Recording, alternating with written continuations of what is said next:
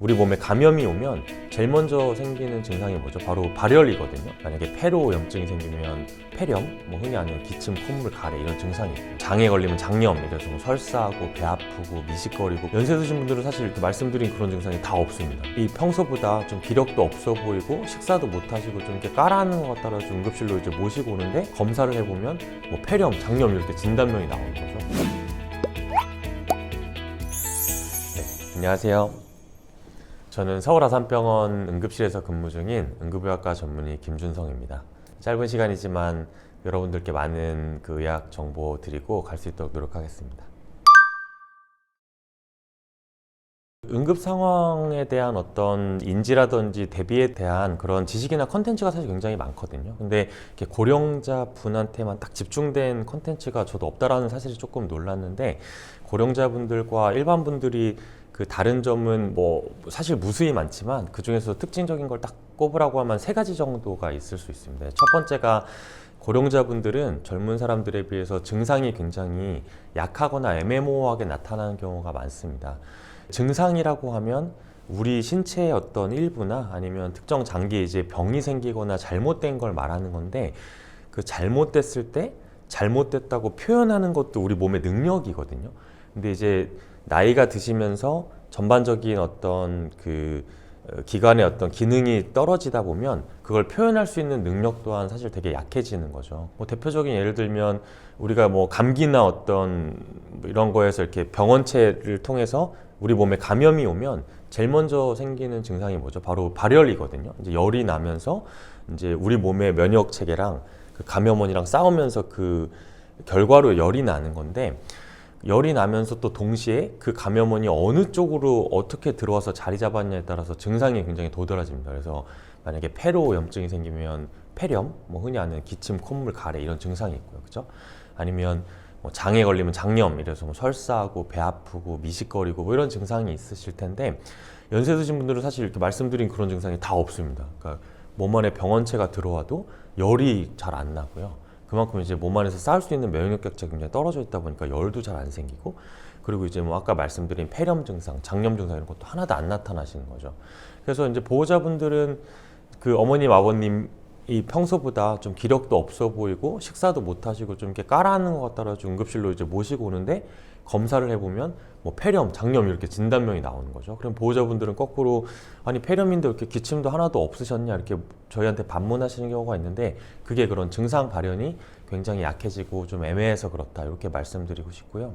두 번째는 워낙에도 이제 나이가 들어가다 보면 그런 지병이 생기지 않습니까? 고혈압, 당뇨, 고지혈증 이런 여러 가지 문제가 생기는데, 그런 게 이제 우리 몸에서 응급 상황으로 어떤 신체적인 충격이 오면 그것도 이제 같이 고장이 날 때가 굉장히 많습니다. 예를 들어서 당뇨 같은 경우에 이제 우리 몸에서 혈당 조절이 안 되는 거잖아요. 그래서 경구 혈당 강화제나 인슐린 같은 걸 써가지고 혈당을 일정하게 조정하는 건데, 몸 안에 이제 감염이 들어오면 그 혈당도 이제 같이 조절이 안 되는 거죠. 이처럼 이제 고령자분들은 한 가지 문제로 응급실에 오셔도 기저질환이 이제 같이 안 좋아지기 때문에 그거에 대한 진단과 처치가 굉장히 더 복잡하고 어려워지고요. 그리고 그런 기저질환으로 인해서 평소에 드시는 약들, 혈압약, 당뇨약 이런 약들도 사실 치료에 이제 많은 영향을 줍니다. 그런 차이점이 있고, 그리고 마지막으로는 이제 고령자분들의 어떤 특수성이 있어요. 그거를 저희가 이제 영어로는 제리아트릭 신드롬이라고, 그게 이제 한국말로 아직 직역이 된 게 없는데 굳이 직역하자면 노인 증후군이라고 해서 노인분들만 갖는 어떤 그런 그 문제인 거죠. 그게 대표적으로 낙상, 인지장애, 아니면 배뇨장애 이런 것들이거든요. 그런 거는 사실 진단명이 아니라 연세 드시면 다 갖고 있는 문제인데, 이것 또한 어떤 응급 상황이 발생하면 그게 같이 동반될 가능성이 굉장히 많습니다. 그래서 젊은 사람들에 비해서 이제 검사도 더 많을 수밖에 없고 처치도 많고, 그리고 그 검사 결과에 따라서 젊은 사람들은 그냥 약만 처방받고 귀가하실 수도 있는 건데, 연세 드신 분들은 아까 말씀드린 그런 노인 증후군 때문에 입원이 필요하다던가 이런 게 굉장히 많아지는 거죠. 그래서 앞에 말씀드린 세 가지 이유 때문에 노인분들 같은 경우에는 특수성을 가지고 있다고 볼 수 있겠습니다.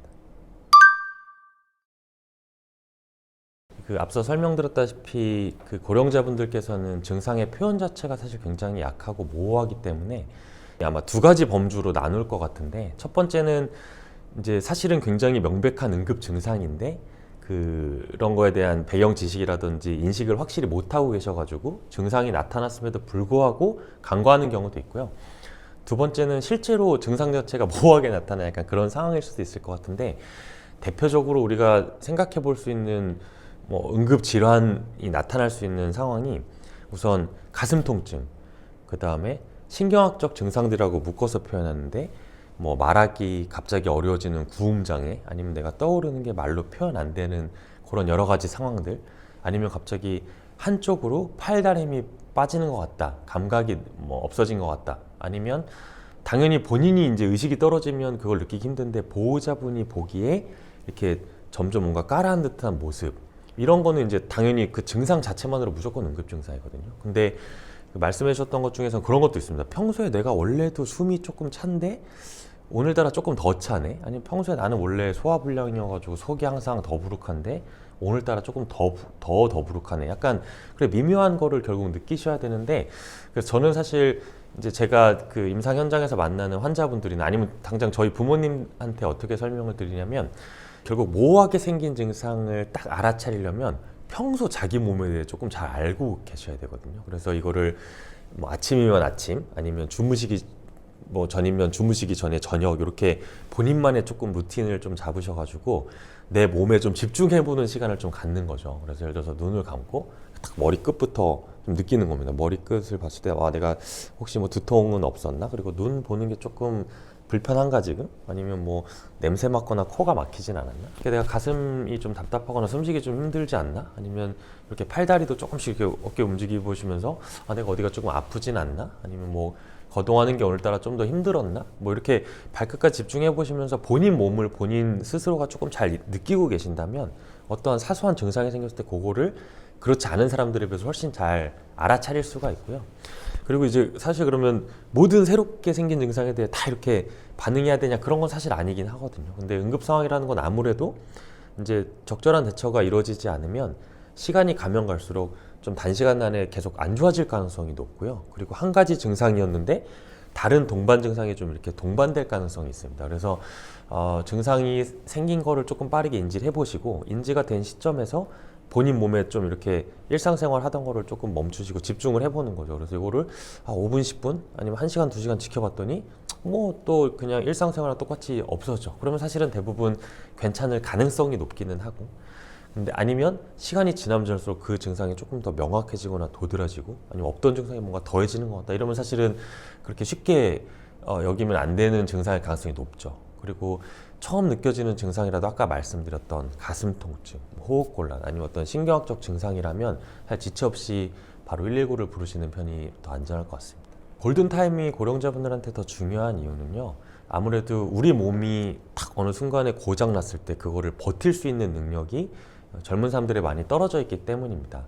이걸 이제 의학적으로는 보상작용이라고 하거든요. 예를 들어서 이제 혈압이 떨어지면 우리 몸은 그 혈압을 안 떨어뜨리기 위해서 다른 일련의 많은 어떤 생리학적 반응이 생기고, 또 이제 호흡곤란이 생기면 그 호흡곤란을 막아주기 위해서 또 막 여러 가지 기관들이 열심히 일해가지고 그게 안 생기게 도와주는데, 이제 우리 몸이 뭐 어느 하나 다 필요한 굉장히 중요한 각자의 역할이 있지만 생명을 유지하는데 가장 필수적인 이제 5개의 기관을 고르라고 하면 뇌, 심장, 폐, 그리고 이제 콩팥이랑 간이거든요. 뇌는 이제 우리 몸의 행동 조절하고 의식을 깨어있게 하고 뭔가 이제 우리 몸을 다 이렇게 그 통제하는 어떤 컨트롤 타워 역할을 한다고 치면, 심장은 이제 우리 몸의 펌프 역할을 하죠. 계속 이제 쉴 새 없이 뛰면서 우리 몸의 머리끝부터 발끝까지 이제 그 혈액을 가게 하고 그 혈액을 통해서 산소와 에너지를 공급하는 거고요. 그리고 폐는 우리에게 필요한 산소를 들이마시고 우리 몸한테 이제 필요가 없는 이산화탄소를 내뱉고 이제 요거를 이제 계속 도와주는 거고, 그 다음에 이제 콩팥이랑 간은 뭐 대사랑 이런 독성 물질을 우리 몸에서 해독하는 기능을 결국 하는 건데, 이게 특정 장기가 하나 망가지면 아까 말씀드렸다시피 다른 장기에서 보상작용을 통해 그걸 버틸 수 있게 해주거든요. 근데 이제 고령자분들 같은 경우에 노화 과정 중에서, 아니면 원래 내가 앓고 있는 기저질환, 뭐 예를 들어 만성 신부전이 있어서 뭐 투석을 받으신 분이면 아까 말씀드린 5개 기관 중에 이미 사실은 콩팥이 기능이 많이 떨어지거나 망가져 있고, 아니면 그런 거랑 상관없이 노화의 과정 때문에 5개의 기능이 전반적으로 다 떨어져 있으면 한 가지 어떤 응급 상황이 생겼을 때 이제 버틸 수 있는 시간이 줄어드니까 그만큼 이제 그 병원이나 의사들한테 치료할 수 있는 시간이나 진단할 수 있는 시간을 굉장히 적게 주는 거죠. 그렇기 때문에 더 민첩하게 이제 대응하셔가지고 응급실에 오셔야지 더 좋은 치료 결과를 얻을 수 있습니다. 누구나 다 잘 아시겠지만 또 뻔한 얘기를 조금 잔소리를 하자면 잘 먹고 잘 자고 그리고 많이 움직이고 그리고 본인이 갖고 있는 어떤 위험인자 관리를 잘 하는 게 이제 다 포함되어 있다고 보시면 되겠습니다.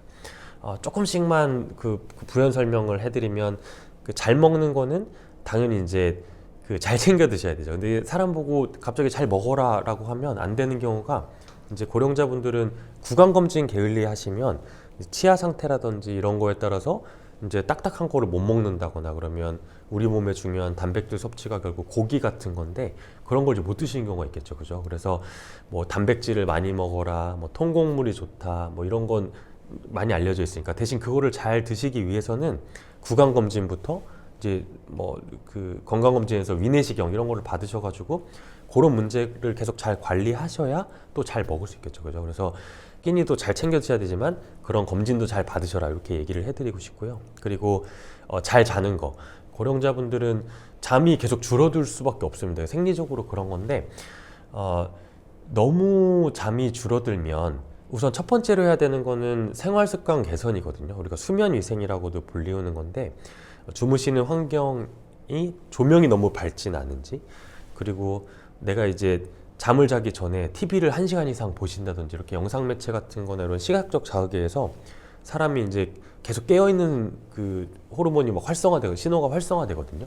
그러다 보니까 이제 수면을 잘 못 주무시는 경우도 있기 때문에 그런 생활 습관을 우선 먼저 교정해 보시고 그럼에도 불구하고 내가 잠이 안 온다 그러면 사실 그 전문가 상담을 받으신 다음에 수면제를 처방받는 것도 굉장히 도움이 됩니다. 수면제라고 하면 인식이 많이 안 좋거든요. 괜히 먹으면 큰일 날 것 같고 한 번 먹으면 계속 먹어야 될 것 같고 이런 것 때문에 두려움을 가지신 분들이 꽤 많으신데 걱정하지 마시고 이제 수면제도 용량이랑 종류가 굉장히 많기 때문에 적절한 낮은 용량의 수면제를 처방받아서 이제 그 드시면 그게 사이클을 돌리는 데 도움이 되거든요. 그래서 그 수면제를 먹고 내가 일정하게 자는 시간이 생기면 그때부터 이제 수면제 양을 줄이거나 의존도를 줄여가면서 다시 이제 잘 주무실 수도 있기 때문에 결국 잠이라는 게 그냥 피곤한 것만 없애는 수준이 아니라 우리 몸의 독성 물질도 해소가 되고 요새 그런 기사도 많잖아요. 잠만 잘 자도 치매랑 이런 걸 예방할 수 있다 막 이런 기사들도 굉장히 많이 보이는데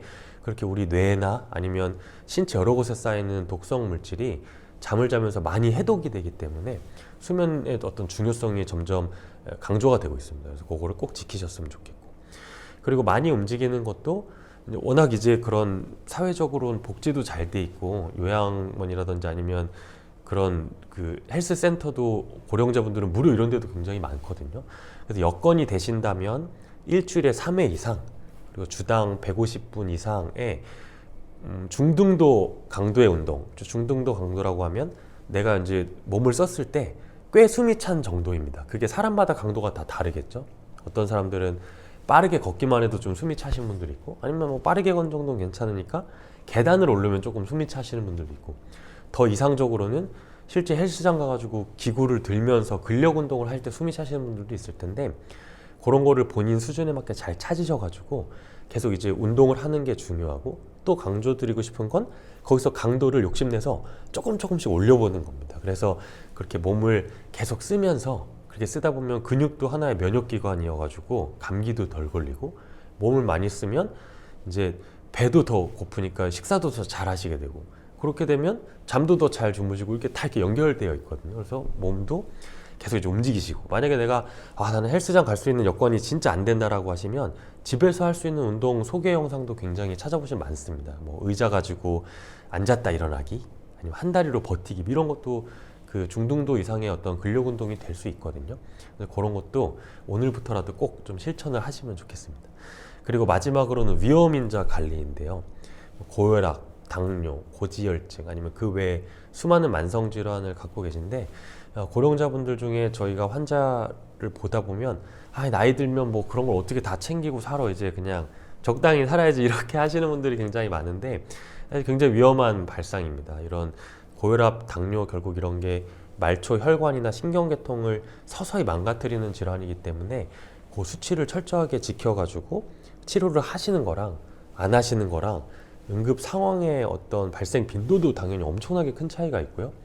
똑같은 상황을 맞닥뜨렸다고 할지라도 치료나 회복률이 차이가 되게 많거든요.